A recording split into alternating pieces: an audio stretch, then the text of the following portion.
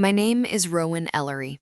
I am 32 years old, and on what was supposed to be the happiest day of my life, I found my father standing near the service corridor at Ashford Hills Country Club, holding an escort card, like he was trying to understand why his own daughter's wedding had suddenly made him feel like a stranger. He was wearing the best suit he owned, the one my mother had pressed that morning in their small house on Juniper Lane. His shoes were old but polished. His tie was slightly crooked, but he had fixed it 3 times because he wanted to look right for me. And yet, while Callan Whitaker's family and business partners sat at table 1, front and center, my parents had been moved to table 14, near the kitchen traffic, the bus carts, and a dim corner of the ballroom. At first, I thought it was a mistake. Then I opened the wedding program and saw that my parents' names were gone from that too. Not moved, not misplaced, erased. When I asked Callan why, he did not look surprised. He did not rush to fix it. He only lowered his voice and asked me to get through tonight. A few minutes later, I heard what he and his mother really thought of a plumber and a cafeteria worker, the 2 people who had saved nearly 9 years to help pay for the dinner everyone was eating. That was the moment I understood the wedding was not the beginning of my marriage, it was a warning. And before the marriage paperwork was completed, before 180 guests could raise a glass to a lie, I walked into that ballroom, took the microphone, and told everyone exactly why I would not be signing my name. But in that first moment, all I knew was that the card in my father's hand said Table 14. I took the card from his hand and walked to the seating chart near the ballroom entrance. Gold lettering, cream paper, little brass frame, all very Celeste Whitaker. Table 1 sat at the top, front and center, the table closest to the stage where the families were supposed to sit. Nolan Whitaker, Celeste Whitaker, Grant Hollis, Beth Hollis, 2 Whitaker cousins, a business associate from Columbus, another couple I had seen once at a charity dinner. No Otis Ellery, no Maeve Ellery, no Ellery at all. I read the list again, slower this time, like the names might rearrange themselves if I gave them a second chance. They did not.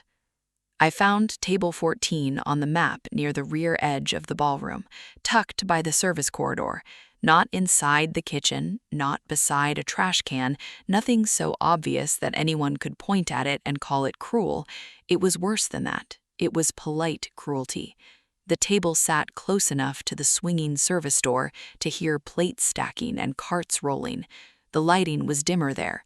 The chairs were not the same polished chairs arranged around the front tables. They were padded backup chairs, the kind a venue uses when the final count changes. My father stood beside me, still trying to make himself easy to manage. "It is probably just a mix-up, Rowan." I wanted to believe him. I grew up on Juniper Lane in Harrow Falls, Ohio, in a house where nothing matched but everything worked because my father made sure it did. Otis Ellery had spent more than 30 years fixing pipes, water heaters, sump pumps, and whatever else people called him about at 6 in the morning. Half the town had his number. The other half had borrowed his tools. My mother, Maeve, worked the cafeteria line at Maple Grove Elementary School.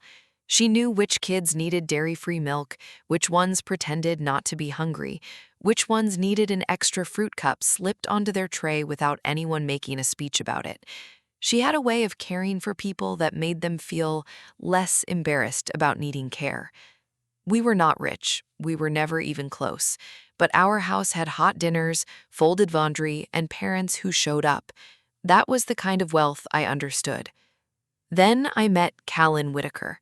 His father, Nolan, came into Cedar Hollow for a checkup, and Callan drove him. Callan was 34, acquisitions director at Whitaker Land and Development, tall, calm, polished in a way that made people look twice. He asked good questions. He remembered my schedule. He brought soup when I had the flu.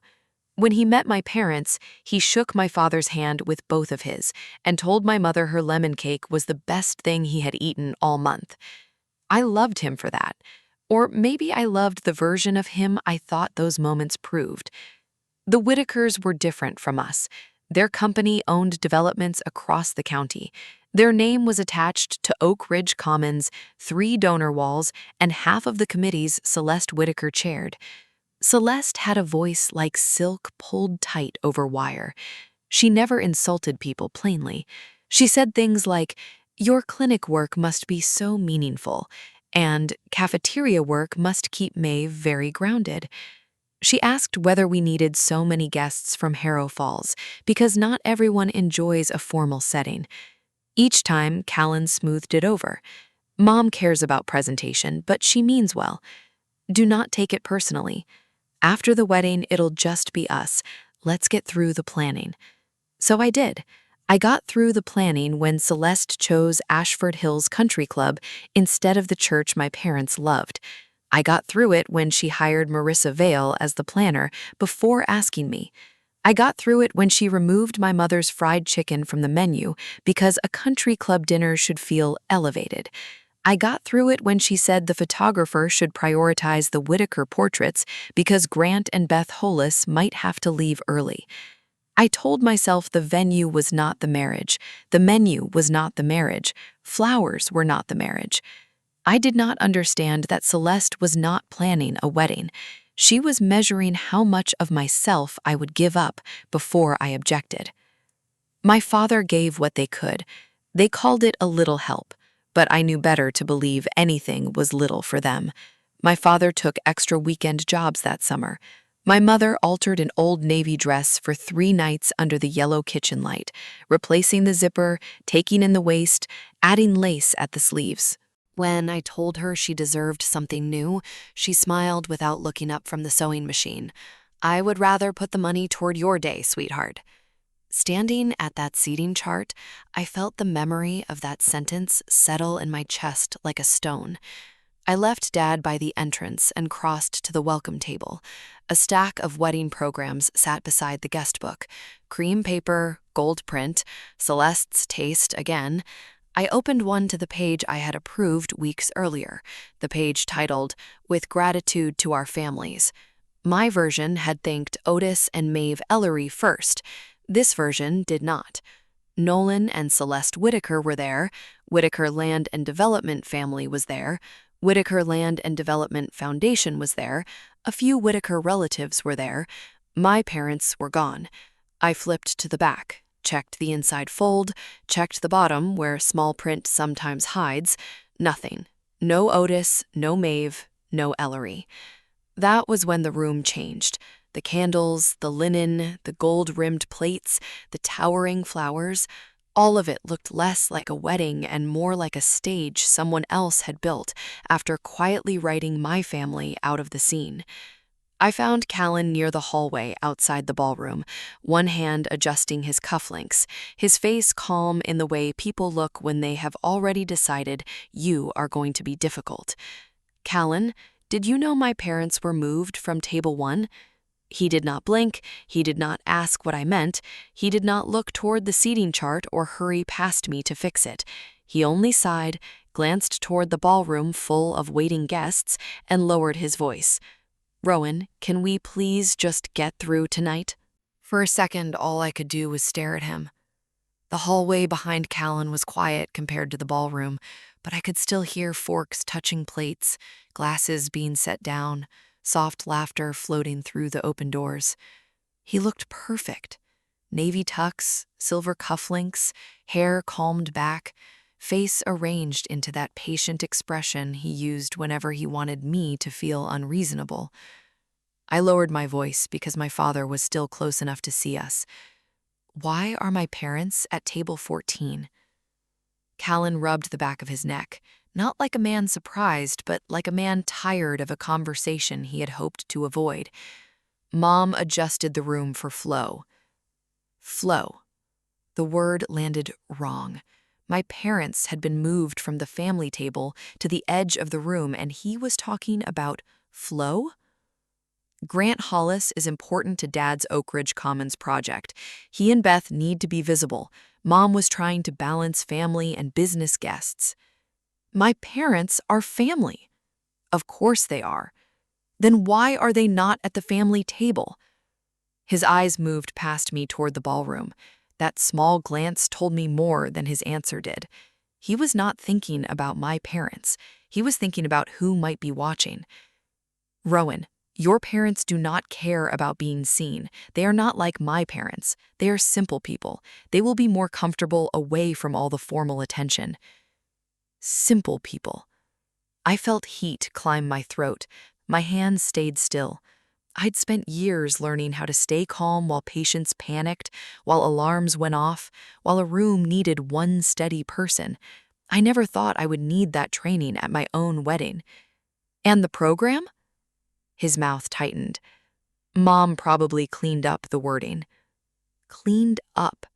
The names of my mother and father had been treated like clutter. I stepped back before I said something I could not pull back. Callan reached for my hand, but I moved past him and headed toward the bar setup, where Marissa Vale was checking linen placement with a clipboard tucked against her ribs. Marissa saw me coming and went pale under her makeup. Who sent the final seating chart? Her professional smile appeared and failed in the same second. Mrs. Whitaker sent the final revision 3 days ago. She said both families had approved the room balance. Did I approve it, Marissa? She looked down at the clipboard. Did I approve it, Marissa? No answer came. Her silence was clean and complete. I pointed toward the welcome table. The program, too? Same revision package. Program, seating chart, MC notes, and a few photography adjustments. Photography adjustments. My stomach turned. Celeste had not just moved my parents. She had edited the day itself. I found Arden Cole near the side hall, adjusting one pearl earring in the mirror by the restroom. She looked at my face and stopped moving. Arden had been my best friend since college, and she was a civil attorney with the kind of calm that made chaos feel embarrassed. What do you need from me? No gasp, no drama, just that question. I told her fast. Table 1, Table 14, the program, Marissa, Callan. Arden closed her clutch with one sharp click. I kept the original seating chart and program proof. Of course you did. I did not trust Celeste with anything she called final. For the first time all day, I almost smiled. Almost. Then Arden lowered her voice. One more thing. The marriage paperwork is not complete yet. Reverend Daniel Keene performed the ceremony, but his certification has not been completed. The return has not been filed with the county, and Arden does not want me signing anything else until she reviews everything. Celeste wanted the signing after dinner, remember? As a family moment. I remembered. Celeste had called it elegant, a symbolic joining of two houses. Arden touched my arm. Do not sign anything tonight unless you are sure this is the family you want tied to yours on paper. I nodded, but I could not answer. Not yet.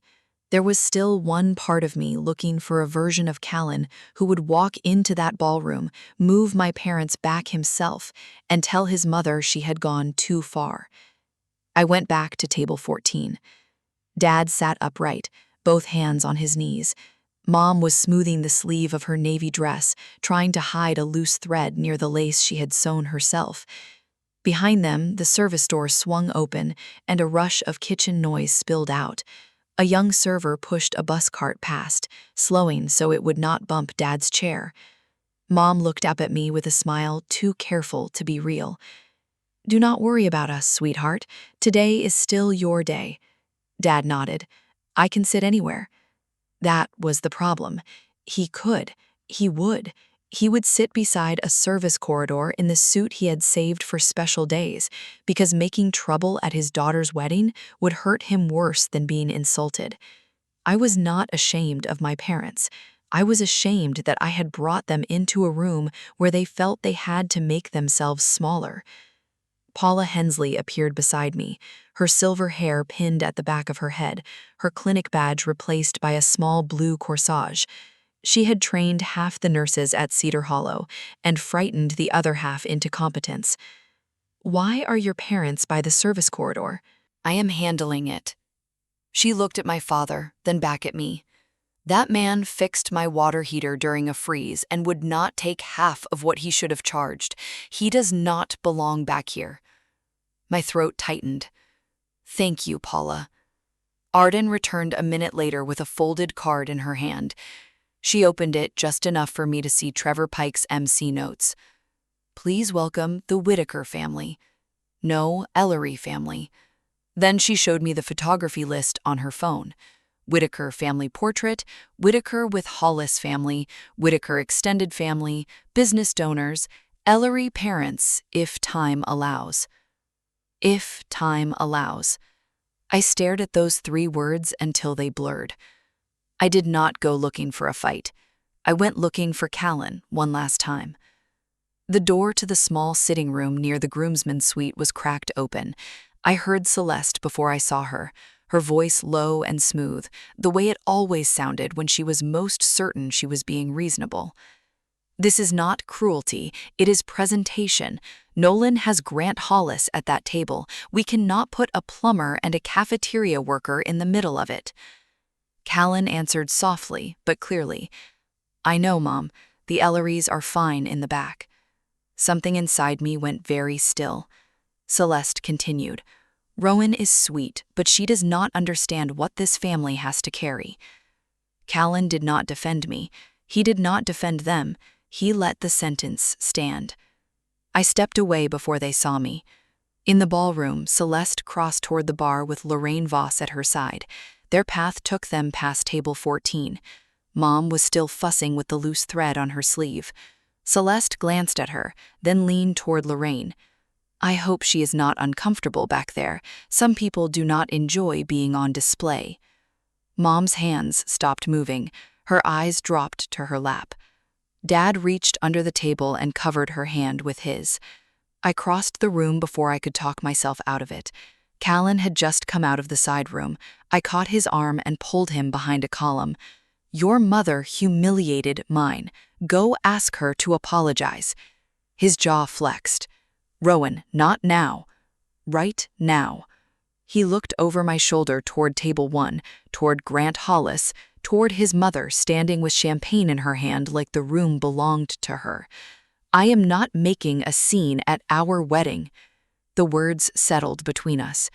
"You are not afraid of making a scene. You are afraid of choosing me where your mother can see it." For once, he had nothing ready.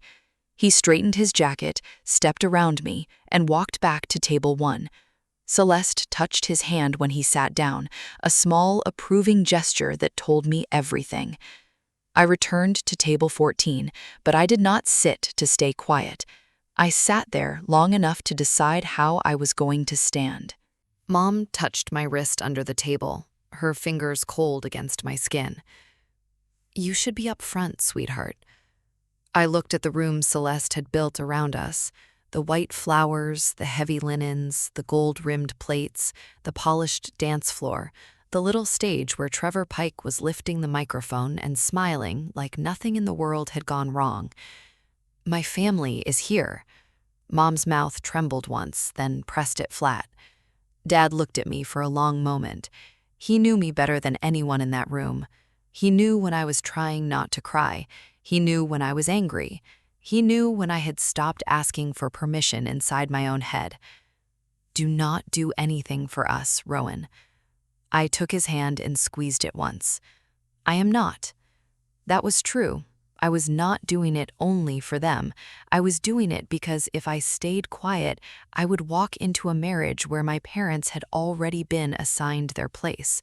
Not at the family table, not in the program, not in the photographs unless time allowed, somewhere near the service door, polite enough to deny, cruel enough to understand.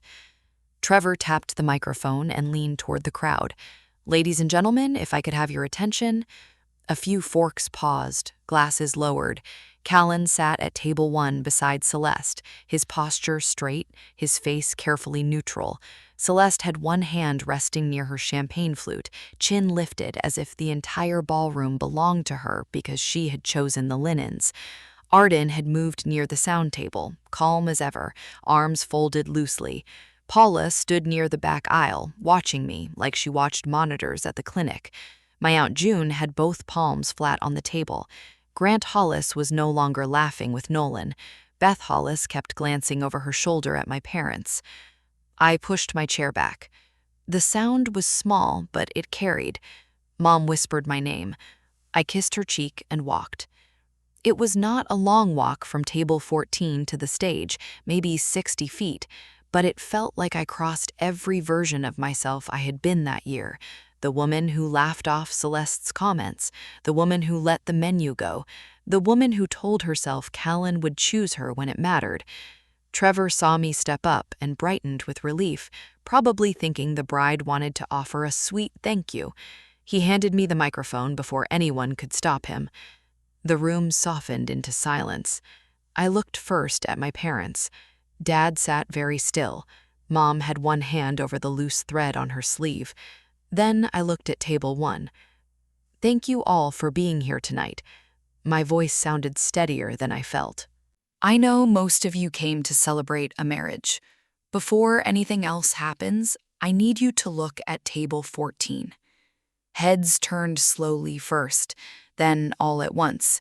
People looked past the flowers, past the bar, past the neat center tables, to where Otis and Maeve Ellery sat near the service corridor, while a bus cart waited against the wall behind them.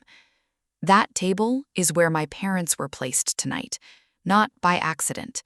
Celeste's smile did not move, but her fingers tightened around the stem of her glass. The seating chart I approved had my parents at table 1. The wedding program I approved thanked Otis and Maeve Ellery. The MC notes were supposed to welcome both families. The photo list was supposed to include my parents with the rest of the formal portraits. I held up the program in my hand. That was changed, not by me. The final revision came from Celeste Whitaker. A low sound moved through the room. Not a gasp exactly, more like 100 people realizing they had just stepped into the middle of something they could not politely ignore. Callan stood. Rowan, this is not what you think. I turned to him. Callan, you knew. His face hardened. When I told you my parents were moved, you did not ask what happened. You asked me to get through tonight. You heard your mother call my father a plumber and my mother a cafeteria worker, like those were things to hide, and you said the Ellerys were fine in the back. Celeste leaned toward Nolan, but he did not look at her. He looked down at the tablecloth. Callan opened his mouth again. You had several chances to stand up before I picked up this microphone. That stopped him. He stayed on his feet for another second, then sat down like his knees remembered where his mother wanted him. I looked back at the room. Let me tell you about the people at table 14. I kept it short because the truth did not need decoration. My father, Otis Ellery, has spent more than 30 years fixing the things other people depend on and rarely think about. He has driven through snow to restore heat, crawled under sinks with bad knees, and charged less than he should because someone needed help more than he needed the extra money. Dad lowered his head. My mother, Maeve Ellery, works at Maple Grove Elementary. She knows which children need dairy-free milk, which ones need a second breakfast, and which ones need kindness delivered quietly so their dignity stays intact. She altered the dress she is wearing tonight so the money could go somewhere else. Mom's shoulders shook once. Paula stood near the back. Then June stood. A man from my father's side of the room rose too. No one said anything. They did not need to. My parents contributed $11,800 towards the catering for this wedding. The room went very still. They saved that money for almost 9 years, not to buy a better table, not to impress anyone. They did it because they love me. I let the silence settle. People looked down at their soup bowls, their wine glasses, the folded napkins beside their plates. The people who helped pay for this dinner were placed beside the service corridor, as if they were something to be kept out of the center of the room. Grant Hollis pushed his chair back just enough to make the legs scrape. Beth touched his arm, but she did not tell him to stop. Celeste finally spoke, her voice bright and sharp. Rowan is clearly overwhelmed. No, I am very clear. I looked toward Arden, then back to the room. The ceremony happened today, but the marriage paperwork has not been completed or filed. Reverend Daniel Keene has not completed the certification, and I have been advised not to sign anything else tonight. I will not help turn a day that began with my parents being humiliated into the legal beginning of a life where they are treated like an embarrassment. Trevor stepped away from the mic stand. Marissa Vale stood by the ballroom doors, white-faced. I removed my veil carefully. My hands did not shake until I started folding it. Once, twice. Small, neat folds, the way Mom had taught me to treat delicate things, even when your heart was breaking. Then I placed it beside them. Mom's shoulders shook once. Paula stood near the back. Then June stood. A man from my father's side of the room rose too. No one said anything. They did not need to. My parents contributed $11,800 towards the catering for this wedding. The room went very still. They saved that money for almost 9 years, not to buy a better table, not to impress anyone. They did it because they love me. I let the silence settle. People looked down at their soup bowls, their wine glasses, the folded napkins beside their plates. The people who helped pay for this dinner were placed beside the service corridor, as if they were something to be kept out of the center of the room. Grant Hollis pushed his chair back just enough to make the legs scrape. Beth touched his arm, but she did not tell him to stop. Celeste finally spoke, her voice bright and sharp. Rowan is clearly overwhelmed. No, I am very clear.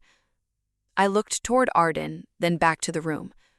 The ceremony happened today, but the marriage paperwork has not been completed or filed. Reverend Daniel Keene has not completed the certification, and I have been advised not to sign anything else tonight. I will not help turn a day that began with my parents being humiliated into the legal beginning of a life where they are treated like an embarrassment. Trevor stepped away from the mic stand. Marissa Vale stood by the ballroom doors, white-faced. I removed my veil carefully. My hands did not shake until I started folding it. Once, twice. Small, neat folds, the way Mom had taught me to treat delicate things, even when your heart was breaking. Then I placed it beside the microphone. No smashed glass, no thrown bouquet, no screaming. I walked back to table 14. Mom was crying quietly now. Dad stood before I reached him. I hugged them both right there, in the back of the ballroom, near the service door Celeste had chosen for them. Arden appeared with my coat and bag.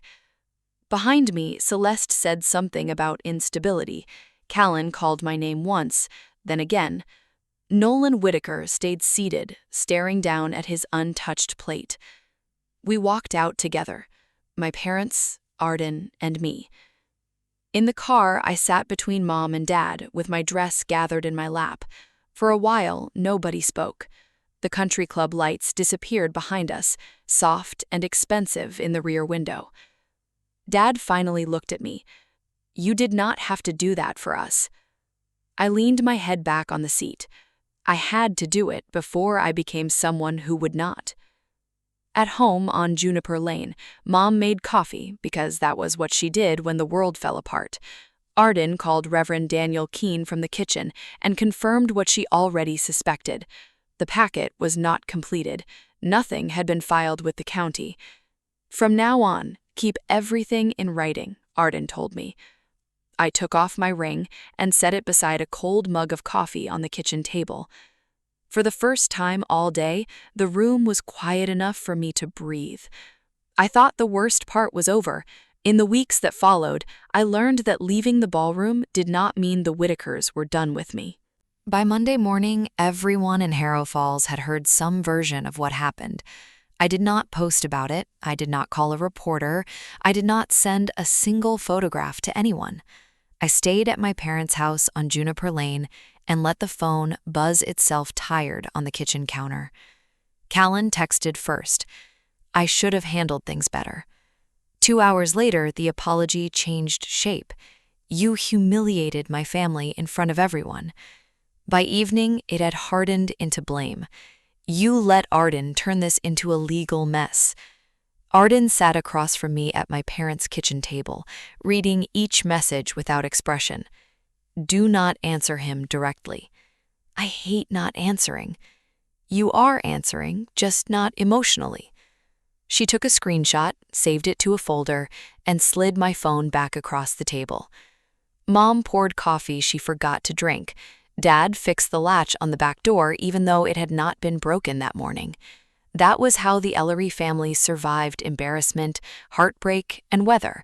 We repaired small things until the big things became bearable. 3 days later, I went back to Cedar Hollow Family Clinic. The waiting room got quieter when I walked in.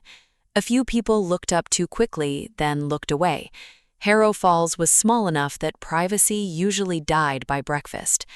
I put on my badge, tied my hair back, and opened the first chart. Halfway through the morning, a patient paused at the exam room door. I heard about the wedding. I kept my hand on the blood pressure cuff. Then you probably heard enough. At lunch, Paula Hensley found me in the supply room counting gloves with more focus than gloves deserved. You do not owe anyone a hallway explanation between appointments.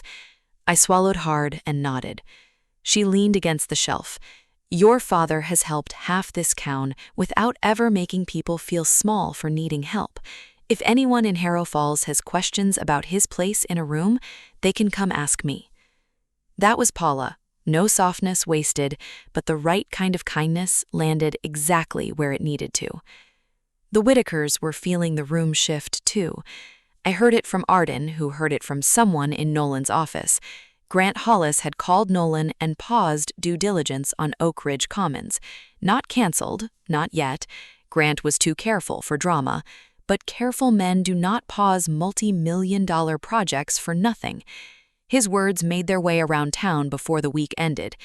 If that is how your family handles people who trusted you, I need to reconsider trusting you with capital. Celeste's name also disappeared from the next Harrow Falls Children's Fund announcement. The statement said she was stepping back to focus on family matters. In Harrow Falls, that kind of sentence was a velvet curtain over a broken window. I told myself none of that was mine to carry. Then, 4 weeks after the wedding, I threw up in the staff restroom at Cedar Hollow. Stress, I told myself. By noon, I had said stress 3 times and believed it less each time. After work, I drove to Porter's pharmacy. Gail Porter was behind the counter, glasses low on her nose. She had known me since I was old enough to buy cough drops with quarters. Her eyes moved from my face to the box in my hand. She did not ask a single question. She rang it up, slipped it into a plain paper bag, and pressed the receipt flat. Take care of yourself, Rowan. At home, I sat on the bathroom floor at my parents' house and watched 2 pink lines appear. The whole room seemed to tilt without moving. I was pregnant. I did not cry at first. I just stared at the test until the word mother rose somewhere inside me and collided with the word Whitaker. Mom found me there 10 minutes later. She came in looking for towels, saw the test on the edge of the sink, and lowered herself onto the tile beside me, even though her knees hated the floor. Oh, honey, I do not know how to do this. You are not alone. I leaned into her shoulder then, and the tears came. Not because I regretted leaving. I did not. I cried because doing the right thing had not made the road easy. It had only made it mine. I did not call Callan. Arden helped me write the email. 3 paragraphs, no anger, no pleading. I told him I was pregnant. I told him I was keeping the baby. I told him all communication about medical information, parental rights, financial responsibilities, and future scheduling needed to go through counsel. Callan answered in less than 20 minutes. We can still be a family. 4 hours later came the next message. You are punishing me with my own child. By midnight, the third arrived. My family has attorneys. I sat in bed reading that last line, with one hand pressed flat against my stomach. He still did not understand. He was not grieving what he had done. He was panicking over what he could no longer control. The next afternoon, Celeste called my parents' house from a number I did not recognize. Dad answered on speaker because Arden had told us not to have private conversations with the Whitakers. Mrs. Whitaker, he said. Mr. Ellery, her voice came through smooth and cold. I trust Rowan understands this child is Whitaker blood. Our family will need to be involved. Dad looked at me. I shook my head once. My daughter has counsel. You can speak to them. This is not a matter for strangers. Then you should not have made my daughter need protection from family. He ended the call before she could answer. No raised voice, no slammed phone, just a click, quiet as a door closing. Arden referred me to Marcus Reed, a family law attorney in Columbus who had the calmest office I had ever seen.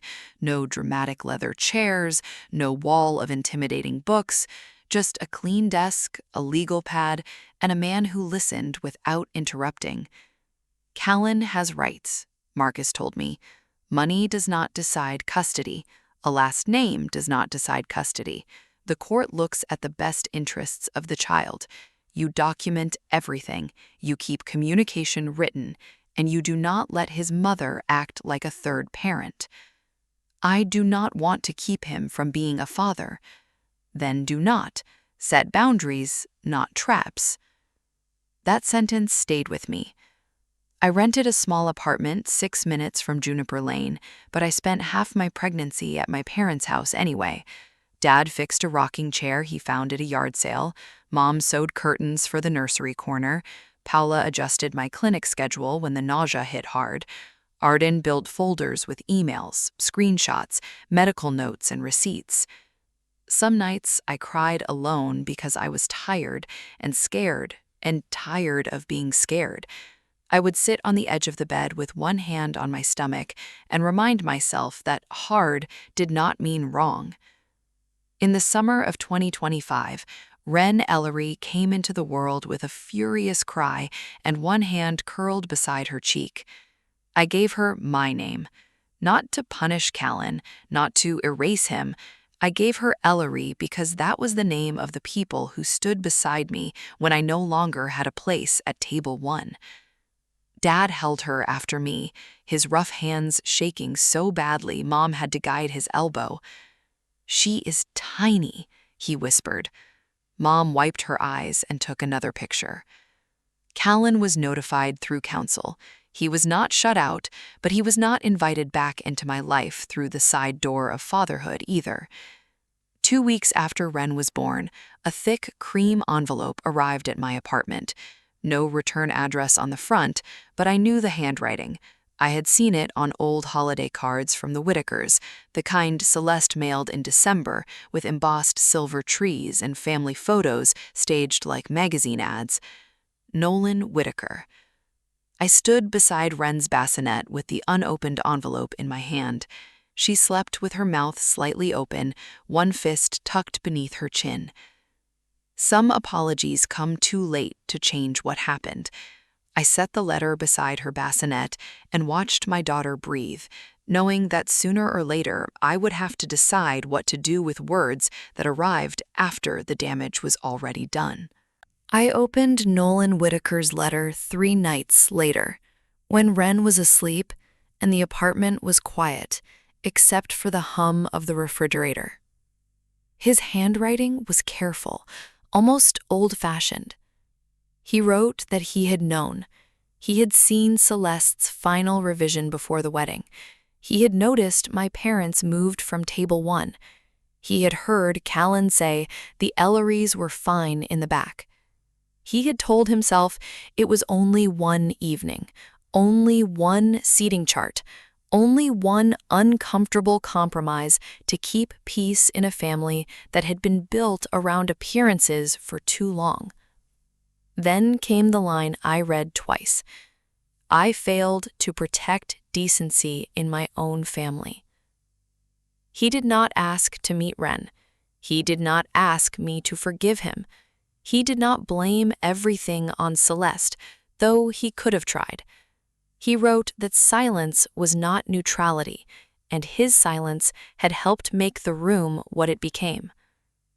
I folded the letter and put it in the top drawer beside Wren's hospital bracelet. I did not answer. Not then. Some apologies deserve to be heard.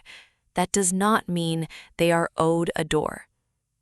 Marcus Reed helped turn the chaos into paper. That was not romantic, but it was necessary. Callan and I reached a parenting arrangement that gave him daytime visits on a clear schedule. No overnights at first, because Wren was still so small. The schedule could grow if he stayed consistent. Everything went through a co-parenting app.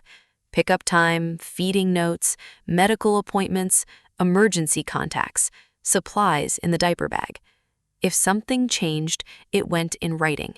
No midnight phone calls, no surprise family meetings, no Celeste appearing at my parents' door with a smile sharper than to cut ribbon. Callan was different during handoffs, quieter, less polished.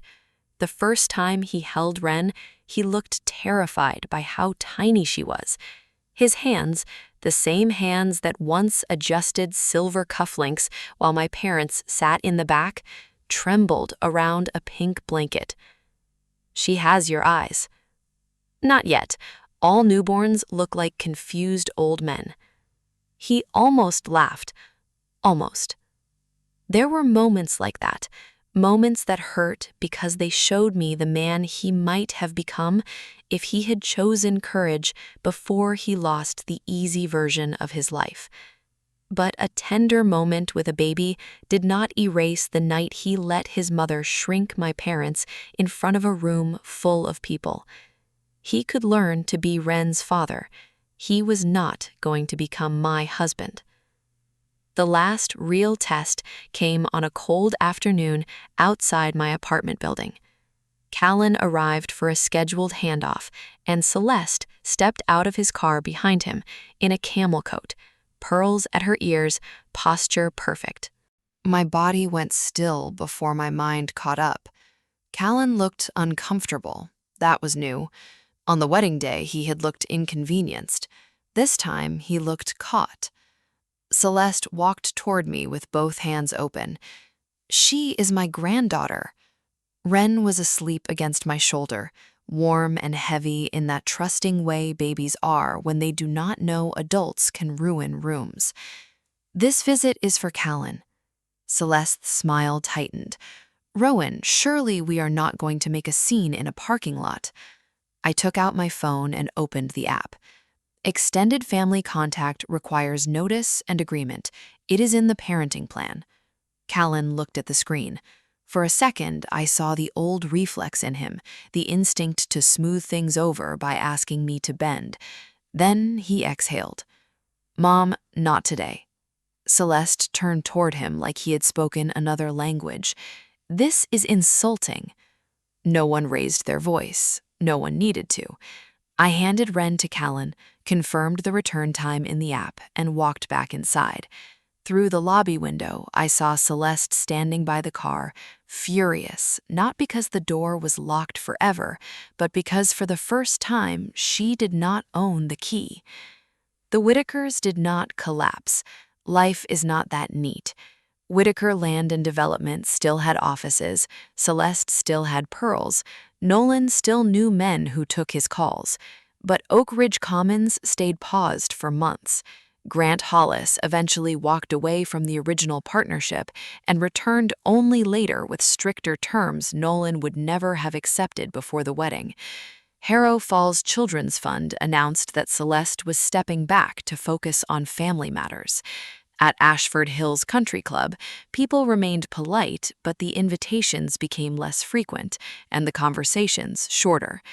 No one said, "We saw who you were that night." They didn't have to. The thing about reputation is that it does not always shatter. Sometimes it thins. It becomes harder to hold. It stops protecting you from the truth. I built my life smaller than the one Celeste had promised me, and somehow it fit better. My apartment was 6 minutes from Juniper Lane. Dad fixed the leaky kitchen faucet, installed shelves over Wren's changing table, checked every outlet twice, and repaired a rocking chair he found at a yard sale. Mom sewed curtains with tiny yellow flowers and stocked my freezer with casseroles labeled in masking tape. Paula helped me ease back into my schedule at Cedar Hollow Family Clinic. Arden still came by with coffee and folders, though sometimes the folders stayed closed and we just sat on the floor while Wren kicked at a blanket. By early 2026, Sunday dinner at my parents' house had become the center of my week. The table on Juniper Lane was old, scratched, and too small if everyone came at once. The chairs didn't match. One wobbled unless you folded a napkin under the left leg. Mom made fried chicken, the same recipe Celeste had removed from the wedding menu because it was not elevated enough. Grant brought pie after her shift. Arden sat beside me, shoes off under the table. Aunt June told stories about Dad as a teenager that made him pretend not to hear. Wren sat in Dad's lap, grabbing at his glasses. "Easy, little bird." She laughed, a bright, hiccuping sound that made the whole table stop for half a second. There were no gold-rimmed chargers, no crystal glasses, no string quartet, no seating chart, no service corridor. No one placed near the back so someone else could feel important at the front. I looked at my mother moving through the kitchen with a dish towel over her shoulder. I looked at my father holding my daughter like she was the most precious pipe, valve, or fragile thing he had ever been trusted to protect. I looked at the people around that scratched table and finally understood what I had been wrong about. Table 1 was never the table nearest the stage. Table 1 is where no one asks you to prove you belong. I do not think everyone has to grab a microphone. Not everyone has one waiting. Not everyone has a best friend who is a lawyer, or parents who can take them home, or a room full of witnesses. I know that. I know leaving is complicated. I know dignity can be expensive. But I also know this. If the person you choose to love stays silent while your family is made small, that silence is not peace. It is permission. If a family asks you to hide where you came from, they are not giving you honor. They are offering you a chair with conditions. And the people who truly love you will never need a seating chart to know where you belong. I still have Nolan's letter. I have not answered it yet. Maybe one day I will.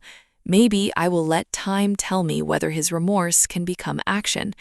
But I no longer mistake an apology for repair.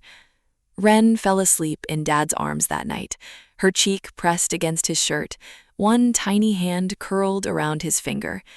Mom put another piece of fried chicken on my plate, even though I told her I was full. I looked around that old table and smiled. I did not lose table 1. I only walked away from the wrong table and the wrong people before they could teach my daughter that love meant sitting quietly in the back.